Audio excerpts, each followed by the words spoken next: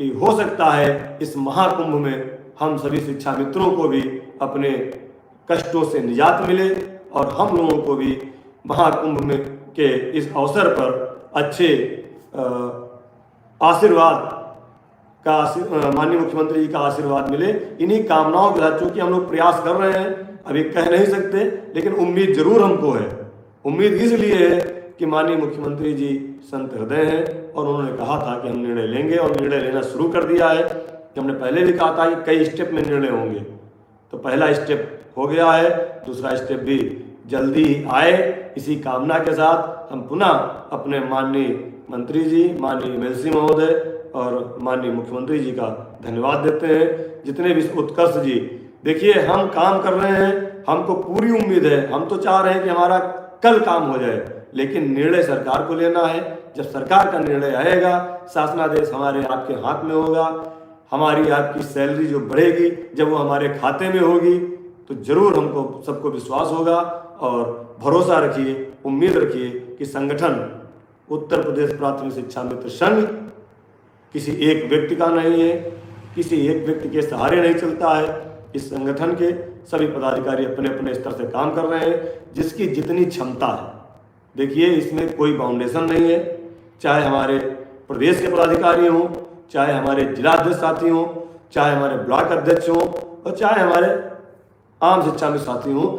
जिसकी जितनी क्षमता है उतना वो काम कर रहा है, जिसकी क्षमता नहीं है वो नहीं कर पा रहा है।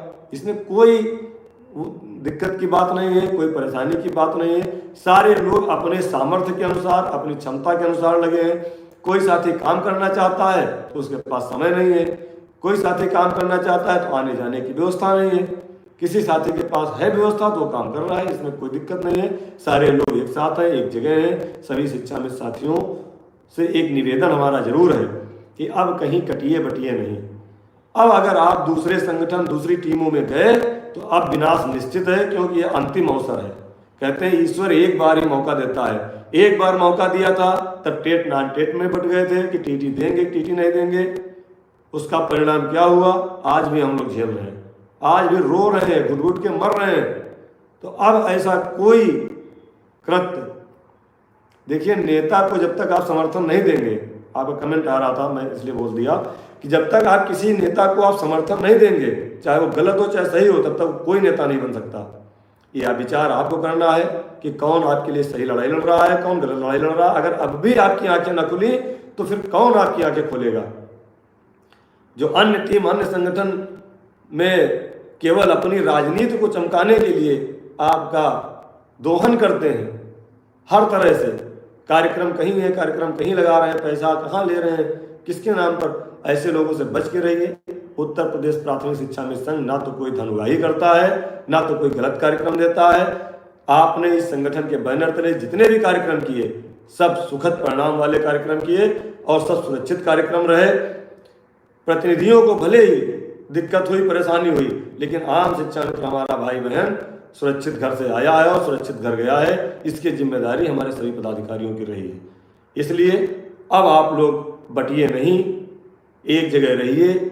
आपका मात्र संगठन है, इसी संगठन से सभी संगठन, सभी टीमें निकली हैं, क्योंकि सबसे पहला संगठन यह है उत्तर प्रदेश प्राथमिक शिक्षा मित्र संघ। शहीदों की नगरी शाहजहांपुर से सुनील कुमार जी, आपका भी नमस्कार है, आपको भी धन्यवाद है। मृतक शिक्षा मित्रों के लिए भी हम लोगों ने मांग रखी है कि उनके परिवार को कंपनसेशन और आर्थिक सहायता की जाए। अब इस पर निर्णय सरकार क्या लेगी उसके बाद हम बता पाएंगे। इसलिए आप लोग एक जगह रहिए, एक बैनर तले रहिए। संगठन जब भी कार्यक्रम देगा आपको, आप बढ़ चढ़ करके उस पर हिस्सा लीजिए। और जैसा कि कहा था कि अब इस सरकार में हमें धरना देने की जरूरत नहीं पड़ेगी। माननीय मुख्यमंत्री जी वास्तव में बहुत विशाल हृदय के हैं और जल्दी ही हम सभी शिक्षा मित्रों की समस्याओं का समाधान करेंगे। तब तक के लिए कोई भी पैसा बढ़ोतरी किसी भी खबर पर आप भरोसा ना करें जब तक शासनादेश या सरकार का निर्णय आपके लिए आ नहीं है। हरीश जी नमस्कार, पंकज कुमार मिश्र जी नमस्कार। और किसी का कोई सवाल अगर छूट रहा हो तो आप ले सकते हैं, क्योंकि समय हो गया है, बहुत ज़्यादा समय तक ठीक नहीं। मुख्य यही बिंदु थे हमने आपको रखे हैं। मूल विद्यालय जाने के लिए निवास प्रमाण पत्र देना होगा जी। पुरुष शिक्षा मित्र को तो नहीं देना है, अगर पुरुष शिक्षा मित्र अपने मूल विद्यालय जा रहा है